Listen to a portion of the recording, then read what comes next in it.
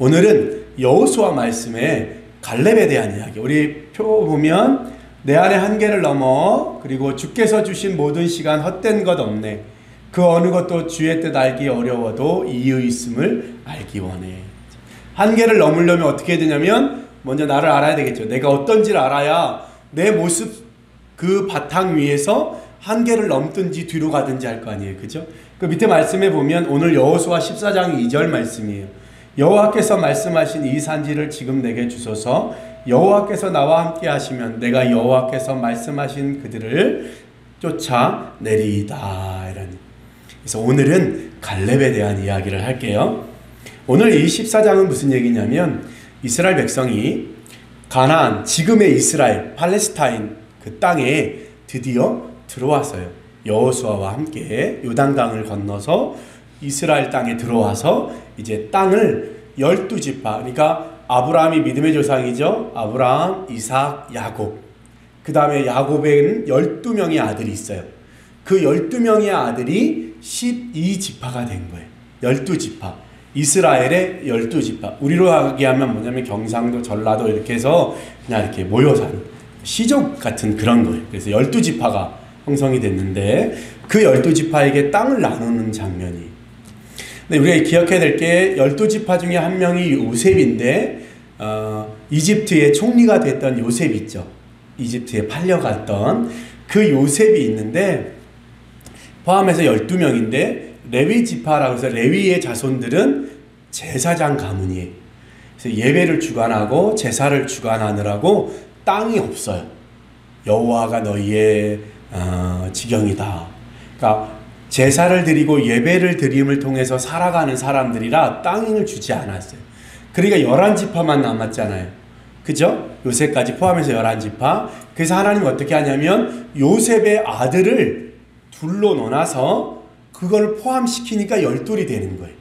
그래서 땅을 12개로 나눌 수 있고 그 12개로 나눈 땅을 조금씩 띄어서 레위 지파에게 주죠. 제사 드릴 수 있게 준비할 수 있도록. 그래서 12지파가 되는 거예요. 에브라임과 므낫세 지파가 요셉의 아들들인데 포함이 되죠. 그래서 12개의 지파예요. 그렇죠? 제가 보면 설명해 드릴게요. 자, 보면 그렇죠? 여기가 갈릴리고 여기가 사해바다예요. 여기가 요단강이에요. 여기서부터 이렇게 요단강이 흐르죠. 이쪽 지금 현재 이스라엘은 여기인데 이쪽에 두 지파 절반이 이쪽 땅을 가졌어요. 그리고 나머지 9지파 반이 여기 땅을 나눠 갖는 거예요. 별로 크지도 않아요. 예, 나눠 갖는 거예요. 그런 모습이에요. 그러니까 여기 므낫세 지파가 므낫세 반은 여기, 반은 여기를 가졌어요. 왜 그러냐면 엄마가 달라요. 그래서 반 지파는 여기, 그 엄마가 다른 반 지파는 여기 이렇게 가. 대신에 왜 이렇게 땅이 크냐면 쓸만한 땅이 별로 없어요. 땅은 큰데 쓸만한 땅이 없어요. 여기 밑에 여러분이 본 광야 지대를 유다 지파가 가져요. 그리고 예루살렘 있는 여기는 그 베냐민 지파에 가져요. 요셉의 밑에 동지 맨 막내가 여기 예루살렘 땅에 있는 지역을 가지고 요 위에는 오늘 얘기하는 갈렙 에브라임 지파가 가져요. 왜냐하면 유다와 에브라임 지파 둘이 강력했어요. 그래서 제가 잘못 말씀드렸네. 유다 지파가 갈렙이고 에브라임 지파가 여호수아예요. 홍해 넘어올 때 이집트에서 올라올 때 다 죽어요. 다 죽고 누구만 사냐면 여호수아와 갈렙만 남아요. 그러니까 당연히 여호수아와 갈렙이 되게 강성하겠죠. 그러니까 두 지파가 먼저 가져요. 그리고 이 두 지파 사이에 싸움 나지 않게 맨 막내 동생 베냐민 지파가 요 사이에 가져요. 예루살렘 조그맣게 요렇게 가져요. 갖게 되는 그런 모습이에요. 그래서 밑에 유다 지파가 땅이 이렇게 넓은데 쓸만한 땅은 별로 없어요. 밑에는 다 광야이니까 비가 안 오는 땅이니까 그렇게 가지는 장면이에요. 그래서 그렇게 나누어 가질 때 어떤 일이 있었는지를 얘기를 하는 거예요. 그래서 1절부터 6절까지는 그 얘기예요. 12지파가 나눠 가졌고 레위 지파는 땅이 없었다. 대신에 요셉의 두 아들 에브라임과 므낫세가 그 12지파에 포함이 됐다. 그 얘기를 하는 거예요. 자, 오늘 본문은 6절부터 우리가 보려고 그래요. 6절부터 무슨 얘기를 하냐면 유다 지파인 갈렙이 여호수아를 찾아갑니다. 갈렙과 여호수아는 비슷한 나이예요. 서로 짱이에요. 서로 강력해요. 근데 갈렙이 여호수아를 찾아가서 뭐라고 얘기했냐면, 그 당시에 리더는 여호수아였으니까 찾아가서 얘기합니다. 여호수아야, 너 우리가 40살 때 모세에게 들었던 얘기 알지? 그 얘기를 합니다. 그리고 뭐라고 얘기하면, 그때 모세가 내게 했던 얘기 너 기억하지? 이제 내가 저 땅을, 이 산지를 가지려고 한다. 가서 정복하려고 하니까 네가 허락해달라 얘기합니다. 여호수아가 축복하면서 허락하죠. 그게 어디서 있었냐면 여기 있었어요. 여기가 사해바다예요. 여기가 가데스 바네아예요. 여기서 모세가 출애굽해서 여기 왔어요. 이게 이스라엘 땅이, 여기에 이스라엘의 경계예요. 거의 다 왔죠. 다 왔는데 여기서 모세가 12명의 정탐꾼을 보내요. 각 지파에서 한 명씩 뽑아서 12명을 이 땅을 정탐해서 그려오라 그래요. 그래서 갔다가 왔는데 10명은 야, 여기 너무 무섭다. 여기는 우리가 차지할 수 없다. 특히 여기 헤브론에는 키가 3m가 넘는 사람들이 산다. 그들 앞에서 우리는 메뚜기다. 그러면서 악평을 했다. 그렇게 표현해요. 우리는 올라가서 우리 다시 이집트 가서 노예 생활하자. 그 얘기를 해요.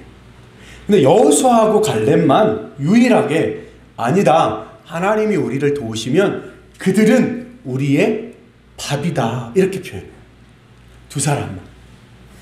그래서 그 당시에 이스라엘 사람들이 10사람의 이야기를 듣고 이 여호수아와 갈렙과 모세를 돌로 쳐서 죽이고 다시 이집트로 도망가려고. 그때 여호수아와 갈렙만 아니다. 믿음으로 올라가자. 이렇게 얘기합니다. 이 사건 때문에 여기 가데스 바네아에 다 왔어요. 이스라엘 다 왔어요. 가나안에 다 왔는데 여기서 그렇게 불순종하죠. 그래서 하나님이 뭐라고 얘기하냐면 하루를 1년 삼아 너희가 40일 동안 둘러보고 왔는데, 여기를 40일 동안 둘러보고 왔는데 그 하루를 1년으로 해서 40년 동안 이제 너희는 광야에서 뺑뺑이를 돌 거다. 여기가 가나안이에요. 이렇게 들어가면 돼요. 헤브론에서 여기까지 보니까 110km예요. 여기서 천안까지가 100km래요. 그러니까 여기서 천안 가는 거리만 가면 이스라엘을 점령하는 거예요. 근데 이스라엘 백성들이 불순종해서 어떻게 해요? 여기서 여기 가는데 40년 걸리는 거예요. 여기서 40년 동안 돌다가 이쪽으로 돌아서 요단강 건너서 일로 들어가게 되는 사건이 이 가데스 바네아에서 있는 거예요. 참 바보 같은 거예요. 다 왔어요. 여기 110km만 가면 되는 거예요. 근데 여기 헤브론에 뭐냐면, 이게 여기가 다 산악지대잖아요. 여기 헤브론에 키가 큰 힘센 사람이 살고 있어요. 그리고 여기 해변가에는 땅이 좋잖아요. 블레셋이라고 하는 철병거를 가진 굉장히 강력한 사람들이 살아요. 그러니까 둘러보고 왔더니 진짜 적과 꿀이 흐르는 땅인 건 맞는데, 갔더니 우리는 거기 사는 사람들을 이길 수 없다. 그 얘기를 하죠. 그러니까 오늘 갈렙이 그 얘기하는 거예요. 갈렙이, 야, 우리 그때 다 불평하고 원망할 때 우리가 믿음으로 얻을 수 있어. 그 얘기했잖아. 이제 내가 그 헤브론 땅으로 올라갈 거야. 이렇게 얘기합니다.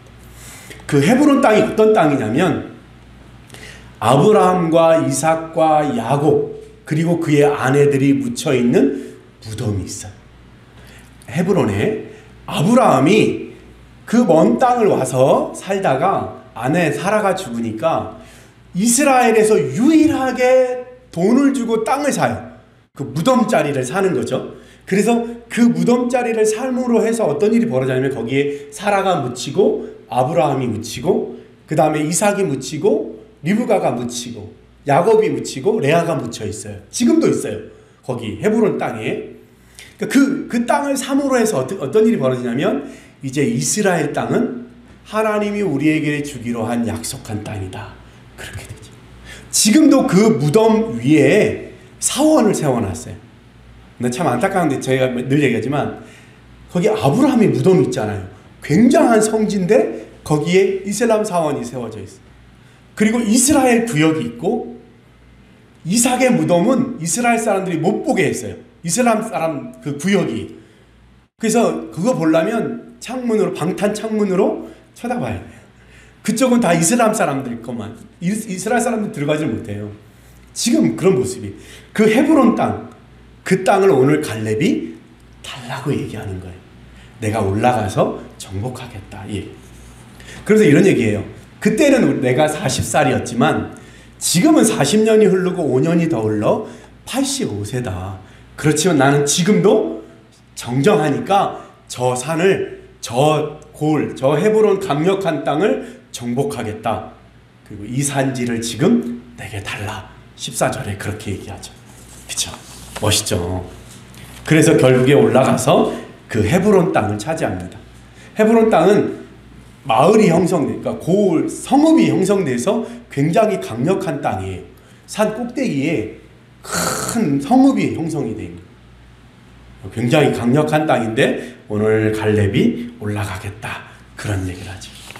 자, 오늘 이 말씀 통해서 우리가 기억해야 될 게 뭐냐면 이거예요. 왜 갈렙은, 그리고 왜 성경은 처음 땅 분배하는데 갈렙이 헤브론 땅을 달라고 했을까? 왜 갈렙은 45년이나 지나서 나이도 많은데 제일 정복하기 어려워 보이는 저 땅을 공격한다고 했을까? 차지하겠다고 했을까? 그거예요. 근데 그 이유가 어디 나오냐면 민수기에 나와요. 민수기 14장에 보면 아까 제가 말씀드린 가데스 바네아의 사건을 대해서 나와요. 민수기 14장에 보면 거기에 12명이 정탐하고 왔는데 10명이 우리는 차지할 수 없어. 여호수아하고 갈렙만 유일하게 믿음으로 가자. 이렇게 얘기를 하죠. 하나님이 우리와 함께 하실 거다. 그래서 그때 무슨 일이 벌어졌냐면 이스라엘이 가나안 땅에 들어오기도 전에 어떤 일이 벌어졌어요? 마음이 낙심했어요. 마음이 좌절됐어요. 그것 때문에 하나님의 징계를 받아서 40년 동안 뺑뺑이를 돌죠. 갈렙은 그때의 생각을 언제까지? 지금까지 품고 있어요. 45년이나 지났는데 이스라엘 백성을 좌절케 했던 그 사건, 가데스 바네아에서 헤브론에 있는 아낙 자손을 바라보며 키 큰 골리앗과 같은 그런 사람들만 모여 사는 데를 바라보고 낙심했던 그곳을 갈렙은 기억하는 거예요. 그것을 오늘 갈렙은 45년 동안 어떻게 해요? 잊어버리지 않고 기억하는. 그리고 가나안 땅에 들어와서 제일 먼저 뭐라고 했냐면 그 이스라엘을 낙심케 했던 그 땅을 오늘 내가 정복하러 올라갑니다. 왜? 그걸 통해서 하나님이 약속하신, 하나님이 함께 하시면 이길 수 있다고 하신 그 약속을 이루는 걸 보겠다는 거예요. 그래서 오늘 여호수아 14장 10절에 뭐라고 얘기하냐면 하나님께서 지금까지 나로 생존하게 하셨나이다. 지금까지 나를 생존하게 하셨으니 이제 내가 저 헤브론 땅에 가서 저 땅을 차지하겠다는 게 무슨 얘기예요? 내가 살아있는 이유, 내가 오늘까지 살아낸 이유가 뭐예요? 이 약속 때문이라. 하나님이 45년 전에 나에게 야, 네가 얘기한 그 땅 너한테 줄게. 그때 45년 전에 약속한.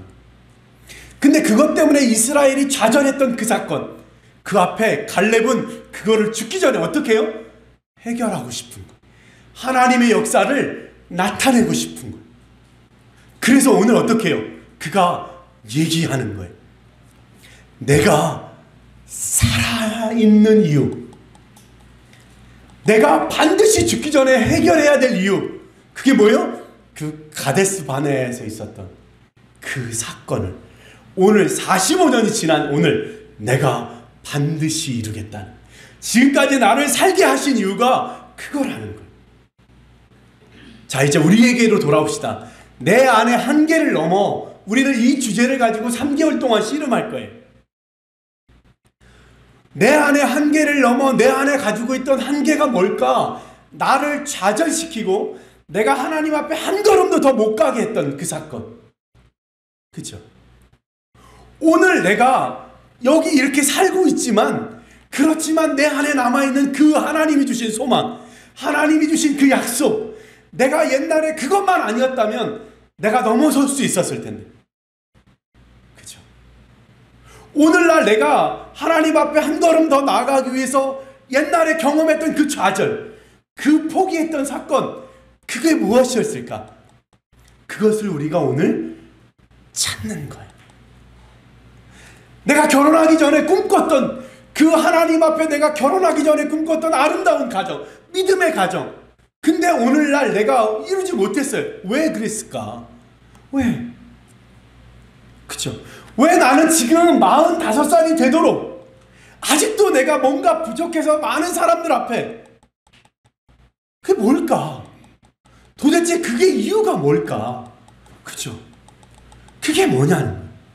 오늘날 내 딸이 내가 하나님 앞에 그것 때 넘어섰으면, 가데스바네에서 승리했다면 110km만 올라가면 예루살렘 근처, 베들레헴 근처까지 올라갈 수 있었어요. 110km만 올라가면. 근데 거기서 무너졌던 그 사건.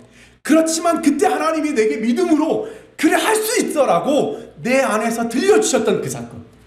우리 안에 그 한계예요. 그 한계. 그때 가데스바네에서 내가 그것만 넘어섰으면, 이스라엘 백성들이 다 같이 하나님을 믿고, 그 당시에 어떤 사건이 있었냐면 막 하나님이 불기둥과 구름기둥을 보내주시고요, 하늘에서 먹을 것 없는 그 척박한 광야에서 만나 고기가 막 하늘에서 비처럼 쏟아졌다고요. 물이 하나도 없는 그 광야에서 바위를 치니까 그 바위에서 샘이 터졌다고요. 그 놀라운 사건을 보고도 이스라엘 백성들이 그때, 이야, 그때 올라갔으면, 그때 그것만 했으면, 야, 그때 그거 포기하지만 않았으면, 그거예요, 그거. 오늘 갈렙은 얘기합니다. 내가 지금까지 나를 생존하게 하신 그 이유는 마지막 남은 그거, 그때 45년 전에 못했던 거, 그거를 이루어 하나님이 오늘도 살아계시고, 하나님의 언약은 반드시 이루어지고, 하나님의 약속은 반드시 이루어진다는 걸 내 삶을 통해서 드러내야지. 한계를 넘는 건 뭐예요? 내가 부자가 되고 내가 잘 살기 위함이 아니라 뭐예요? 내 안에 하나님이 역사하심을 여전히 드러내는 거예요. 그게 하나님의 영광 아니겠어요? 그래요, 맞아요. 세상은, 환경은 나하고 맞지 않아요. 내가 꿈꾸던 곳이 아니에요. 그렇지만 뭐예요? 그 속에 내게 주신 하나님의 부르심이 있다는 거예요. 지금 내 환경을 보면 나이도 85세고 저 성은 산 꼭대기에 난공불락의 성이에요. 거기 있는 사람들은 골리앗처럼 키가 얼마나 큰지 몰라요. 그들 앞에 서니까 우리가 메뚜기 같다고 이스라엘 백성들이 그 얘기를 했어요. 그것도 이스라엘의 리더들 10명이. 그런데 오늘 갈렙은 85세에 올라가겠다고 얘기하는 거예요. 왜? 내가 지금까지 살아있는 이유가 그거라고 믿기 때문에. 오늘 우리가 기억해야 돼요. 내 안에 한계를 넘어. 무슨 한계일까요? 우리 한번 돌아봤으면 좋겠어요. 그 옛날 하나님 믿고 하나님 앞에 은혜 받을 때 내게 주셨던 부르심. 야, 네가 이렇게 살아야 되지 않겠냐?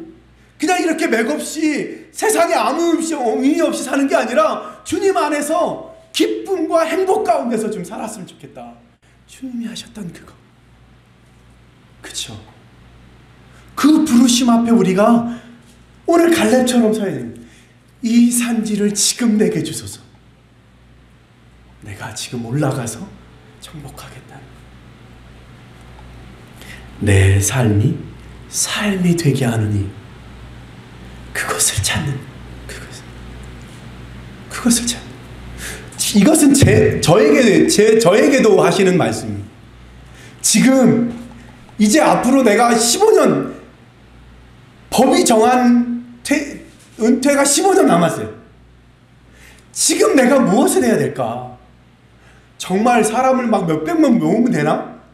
그죠? 지금까지 못 타본 롤스로이스 차를 타면 되나? 그죠? 그게 아니잖아요. 하나님이 나를 부르셨을 때 주셨던 그 은혜. 내가 그 골방에서 하나님 앞에 서원하면서 주님 내가 이런 사람이 되겠습니다. 하나님 내가 이런 모습으로 하나님 앞에 일평생 살겠습니다.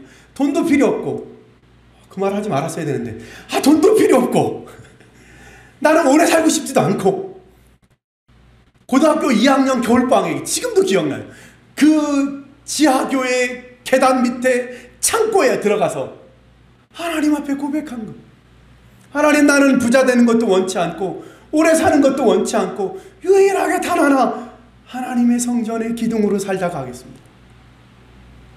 멋있게 좀 빛나는 막 이런 거 얘기했어야 되는데 부르심이.